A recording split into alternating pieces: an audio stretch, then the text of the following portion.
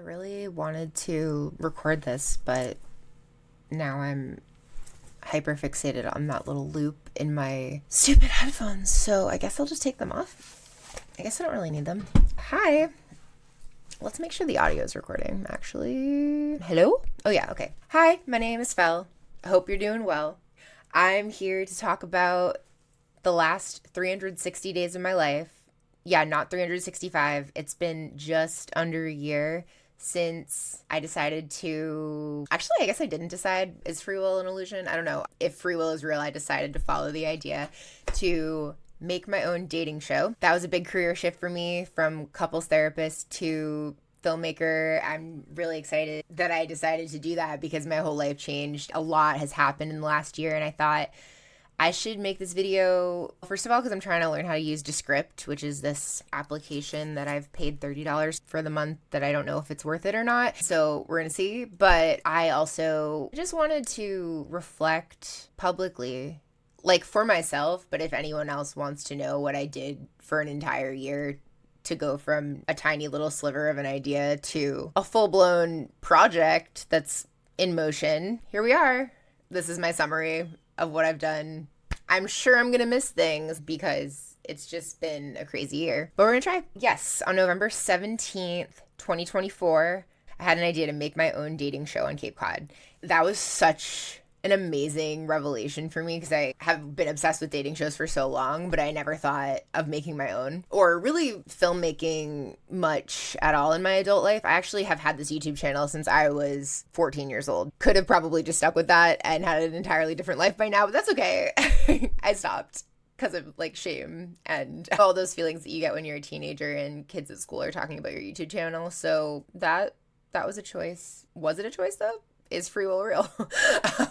Anyway, so what was I saying? Oh yeah, I used to think about making videos a lot, but then I just got really into psychology and music too. I got really into music, but I followed psychology into a career and I got a master's degree. And I decided to become a couples therapist primarily because I actually really love love. But I actually realized through doing this, I like talking to single people way more about their dating lives. Hence why with this career shift into matchmaker, dating coach, filmmaker, it's all making sense. Little pebbles to the final form, which there never will be a final form. I still do see clients, but I have cut back. It all happened because my dad died last year, and I was like, oh wow, life is too short to be doing a career that you hate. I'm still doing a career that I don't like, but I don't hate it as much because I'm doing this other thing that is fulfilling, and I have enough room in my schedule to do that. I'm not killing myself, making myself work with 28 clients a week as a therapist because that was unsustainable. Let's get to it. I had this idea on November 17th of 2024. November 17th of 2025, which is just a few days away, I have a meeting with some producers who make reality shows, and I'm really excited about the meeting because it feels like a very full circle moment of, wow, I've done all this work and now here I am talking to people who might actually be able to help me get it on a streaming network, ideally. Sell the show, have a budget to make it, and that would be amazing. Yeah, fingers crossed for that. A lot has happened to lead up to that moment. A lot of work has gone in. The first thing I did when I came up with this idea was I got the Instagram handle right away. Who could love them? Then I posted on my personal Instagram page saying, does anybody know any film people in the community on Cape Cod? And I was immediately introduced to Nick, who ends up later on, spoiler alert, becoming one of my producers. But at the time, he was just cheering me on, and he was just this cool film dude in the community. He was like, this is a great idea. You should really run with it and see what you can do with it. Now he's one of the producers, which is really exciting. I'm feeling very grateful to Kara for introducing us, so shout out to Kara. From there, I dusted out my old Fujifilm X-T2, which I got in 2017 and literally sat in my drawers for years between taking a bunch of photographs in my early 20s, and now I just really didn't touch that camera, but I knew one day I would, and it turns out it's actually really good at shooting video, so I started shooting some video of some single friends I had on Cape Cod. They were really the inspiration for the show. Turns out none of them are actually in it, which is totally fine with me, but they were the ones who really got me thinking about it. We were all out to dinner one night and I'm like, you're all so hot and single. Why are you single? And it's just because they weren't really wanting to necessarily be with anyone. It's complicated. But anyway, Cape Cod is also a terrible place to date, and that was part of it. And that is now the premise of the whole show.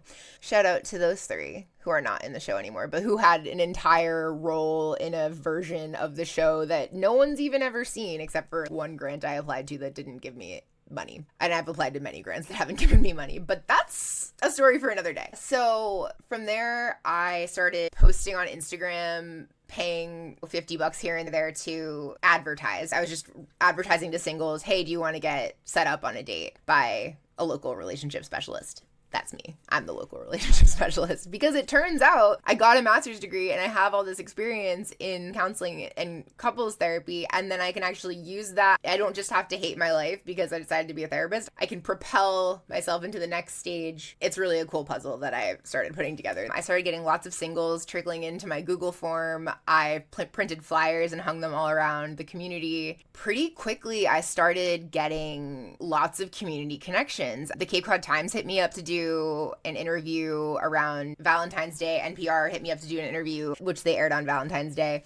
I started feeling this sense of, it was imposter syndrome plus lots of confidence. I realized that you could just declare you're a director, and especially in a community like Cape Cod where no one's a director, no one's gonna question you. They're just like, oh, okay, she's a director. Then I was just like suddenly a director, and I was in the newspaper. That was cool. I started realizing pretty quickly if I was going to do interviews with all these single people, I would probably need to get them to sign releases. I already had known an entertainment lawyer who I paid probably the most significant chunk of just concentrated money out of pocket to consult with this lawyer and get some contracts for crew and cast and just talk through a lot of logistical things. I got a criticism at one point from somebody. They were like, why would you go to a lawyer and spend all this money before you even have a show?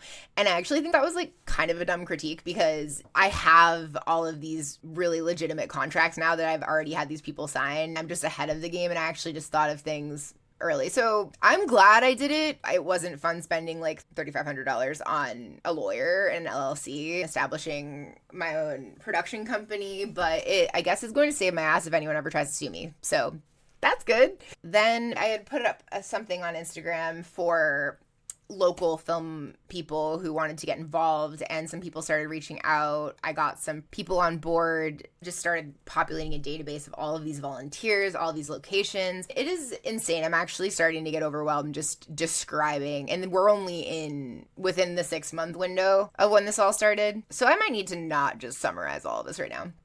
Fast forward to today, we have released a teaser. We have had a really successful event where we had the teaser screening.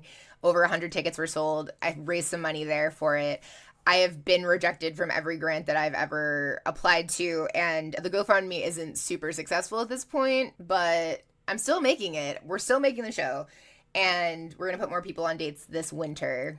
So lots of stuff in between, but I feel like this is getting long and I want to see how Descript helps me edit this. So I think I'm going to stop there. Maybe I'll like patch in some stuff, some little footage.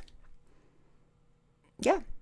Okay. Anyway, thanks for tuning in. Maybe you're tuning in because you subscribed to me when I was 14 years old, or maybe you're just finding this video somewhere, but thanks for watching. And we'll talk more about deciding you want to become a director with no filmmaking experience soon. All right, bye.